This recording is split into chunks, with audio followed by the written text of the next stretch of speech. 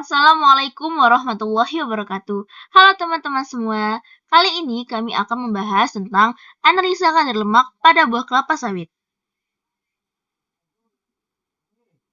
Sebelumnya, perkenalkan kami dari kelompok 3. Tujuan dari analisa ini yaitu untuk mengetahui kadar lemak pada buah sawit mentah dan buah sawit laut matang.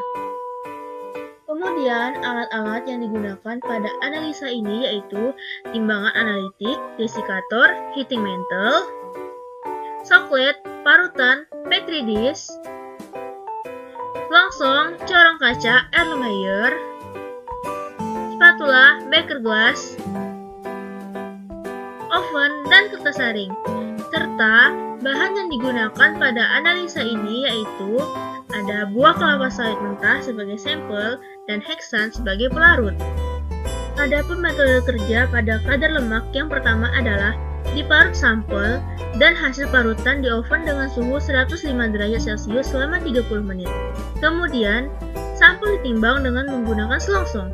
Kemudian, siapkan alat coklat dengan membersihkan labu lemak terlebih dahulu menggunakan tisu, lalu dimasukkan ke dalam oven dengan suhu 105 derajat Celcius selama 30 menit. Setelah itu, masukkan ke dalam desikator selama 15 menit dan ditimbang berat kosong labu lemak. Setelah itu, rangkai coklat dengan langkah pertama yang harus dilakukan, yaitu olesi pangkal coklat dan kondensor menggunakan vaselin. Lalu, hubungkan kondensor dan labu lemak, kemudian masukkan sampel yang berada di dalam selongsong ke dalam coklat. Kemudian, hasil analisa dapat dilihat dari tabel yang tertera pada layar. Perhitungan kadar lemak didapat dari berat sampel setelah di oven dikurang berat kosong, kemudian berat dibagi dengan berat sampel dikali 100. Sehingga hasil yang didapat yaitu 7,58%. Pembahasan.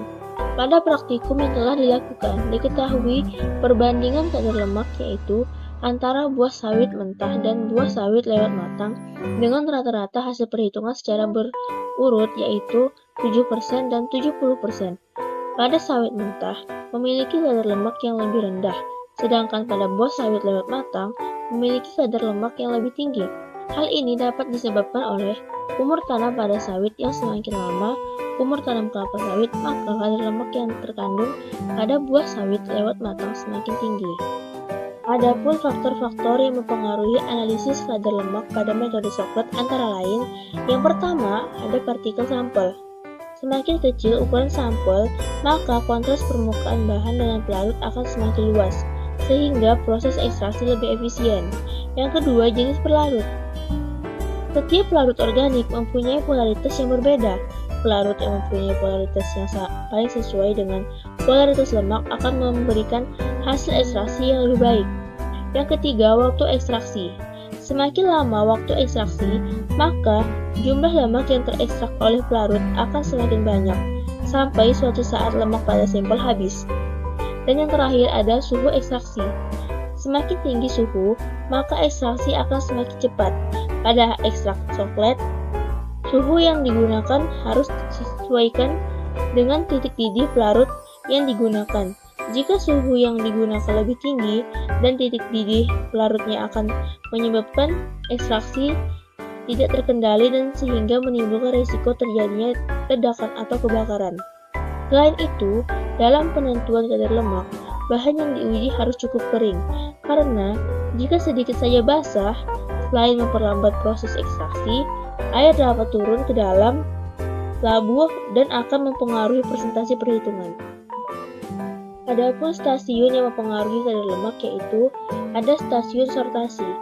Pada stasiun ini dilakukan pemisahan atau pengkelasan TBS sesuai dengan fraksi sebagai salah satu kendali mutu sawit yang akan dihasilkan baik dari segi kualitas TBS.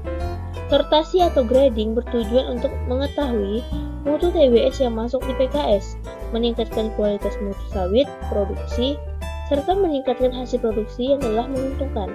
Tinggi rendahnya kadar lemak dipengaruhi oleh tingkat kematangan buah sawit. Dalam industri sawit, tingkat kematangan dilabeli dalam dua kelas yaitu mentah dan matang.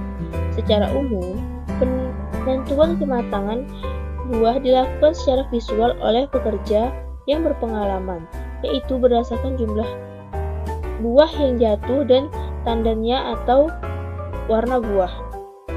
Kesimpulan, dari praktikum kadar lemak yang telah kami lakukan, dapat disimpulkan bahwa telah diperoleh hasil kadar lemak dengan sampel 10 gram, menghasilkan nilai rata-rata yaitu pada buah sawit mentah 10%, sedangkan buah sawit lewat matang 67% yang dipengaruhi oleh lama tanam kelapa sawit.